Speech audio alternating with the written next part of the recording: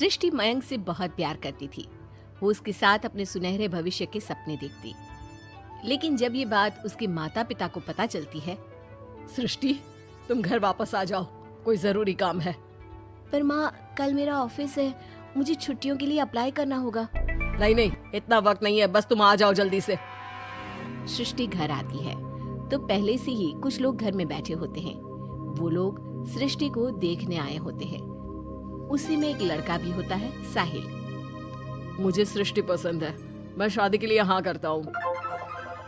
लेकिन माँ, आप तो जानती है कि... अरे चुप, कुछ मत बोल। सभी सृष्टि को चुन्नी चढ़ाकर चले जाते हैं। माँ, मैं किसी और से प्यार करती हूँ।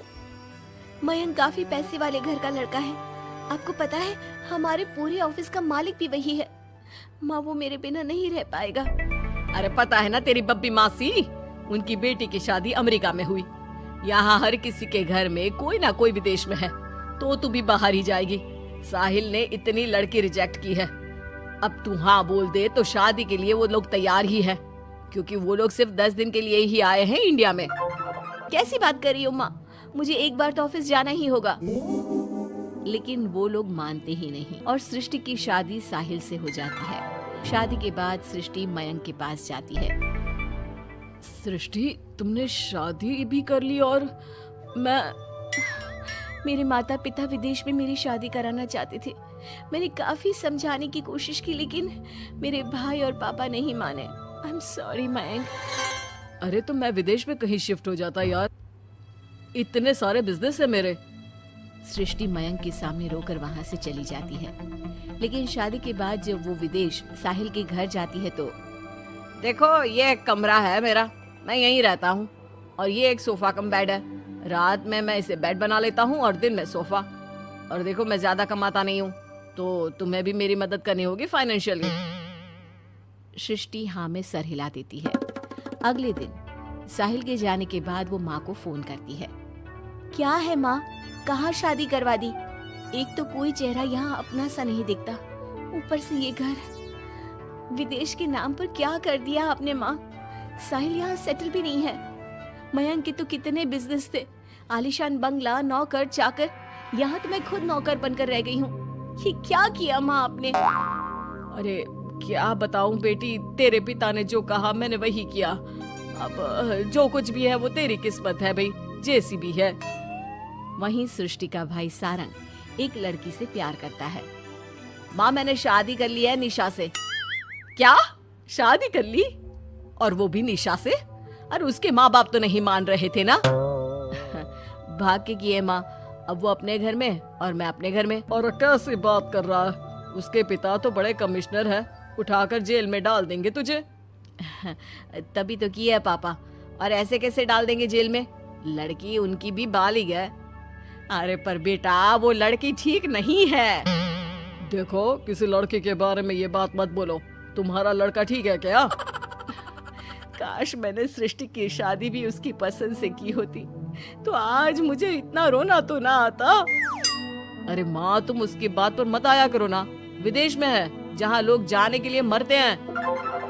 हाँ, लेकिन वैकिन छोड़ो और ये बताओ कि बहू को घर कैसे लाया जाए। सभी मिलजुल कर फैसला करते हैं कि वो लोग सारंग की बीवी यानी कि अपनी बहू के घर जाएंगे। सारंग, माँ और पिता वहाँ जाते हैं, जहाँ पर... बहन जी, अब तो बच्चों ने शादी कर ली है, तो आप लोगों का भी आशीर्वाद मिल जाता तो... पता चला हम लोगों को भी। देखिए, मुश्किल है कि हम उसे आप लोगों के घर भेजें। हैं? ऐसे कैसे मुश्किल है? और क्यों नहीं भेजेंगे? बीवी है वो मेरी, भेजना तो पड़ेगा ही। लड़के को बहला फुसला कर भगाने के आरोप में अंदर कर दे क्या? अरे देखिए साहब, इतना कानून तो हमें भी आता है। आपकी लड़की कोई नाबालिग नहीं है। तभी वहाँ निशा आ जाती है। रुकिए मम्मी पापा, सारंग में कोई कमी नहीं है, हम लोग इसे कोई बिजनेस खुलवा देंगे ना। देखो, एक बात बता देती हूँ, मुझे तुम्हारे घर नहीं जाना। अरे ऐसी कैसी बात कर रही हो?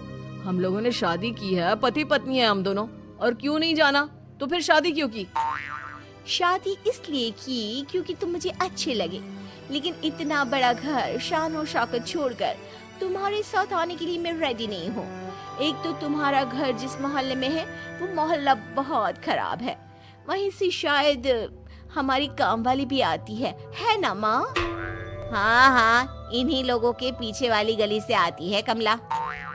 देखो सारंग, पापा हम लोगों को आराम से पॉश कॉलोनी में फ्लैट दिला देंगे, काम भी शुरू करवा देंगे, तो तुम हम लोगों के साथ रहो। रही बात माँ पापा की तुम्हारे, तो रोका किसने है? साल में होली दिवाली मनाने हम जाया करेंगे ना उनके घर। सारंग अपने माँ पापा से कहता है, माँ मुझे निशा की बात ठीक लग रही है, वैसे भी आप लोगों के साथ तो पूरी लाइफ स्ट्रगल ही करता रहूंगा। अरे कैसी बात कर रहे हो सारंग, हम लोग यहाँ बहू लेने आए थे, बेटा देने नहीं। अब देखिए जो होना था वो तो हो गया, अब तो आप सारंग को यहीं छोड़ दीजिए और विदाई लीजिए। हाँ हाँ माँ, मैं अब यहीं रहूंगा, आप लोग जाओ, मैं अब उस मोहल्ले में नहीं आने वाला। सारंग के माता पिता वहां से चले जाते हैं। अब जब भी माँ सारंग को फोन करती तो या तो वो फोन काट देता या उठाता ही नहीं। एक बार सारंग के माता पिता काफी बीमार होते हैं कि तभी उन लोगों के पास सृष्टि का फोन आता है। कैसी हो माँ? तबीयत ठीक नहीं लग रही है, तुम्हें और पापा को कुछ हुआ है क्या? अरे बेटा 2 दिन हो गए हम लोग कमरे में बंद है, कोई डॉक्टर के पास ले जाने वाला तक नहीं है। हाँ माँ, मैंने सारंग को फोन किया था लेकिन उसने कहा। अरे वो तो बात तक नहीं करता, पैसे वाला हो गया है ना। रुको माँ, मैं कुछ करती हूँ, आप दोनों तैयार हो जाओ। थोड़ी ही देर में उन लोगों की डोरबेल बजती है। माँ दरवाजा खुलती है तो सामने एक हैंडसम सा लड़का लंबी कार लेकर खड़ा होता है। मयंक हो ना तुम बेटा? मयंक उन दोनों के पैर छूता है और डॉक्टर के पास ले जाता है। डॉक्टर, मैं आप लोगों को अंकल आंटी के घर का पता दे दूंगा, आप इन लोगों के घर हफ्ते में एक बार जाकर रूटीन चेकअप कराना। जी जी मयंक जी, जैसा आप कहें, आखिर ये अस्पताल आप ही का तो है। मयंक का रुतबा देखकर माँ बाप को अफसोस होता है कि क्यों उन लोगों ने विदेश के नाम पर बेटी को बाहर भेज दिया, लेकिन बेटी ने भी उनका मान रखा। चाहती तो निशा की तरह भागकर वो भी शादी कर सकती थी। क्या सोच रहे हैं आप लोग? चलिए मैं आप लोगों को घर छोड़ देता हूँ। और हाँ, मैं और सृष्टि आज भी अच्छे दोस्त हैं, तो आप लोगों को कोई भी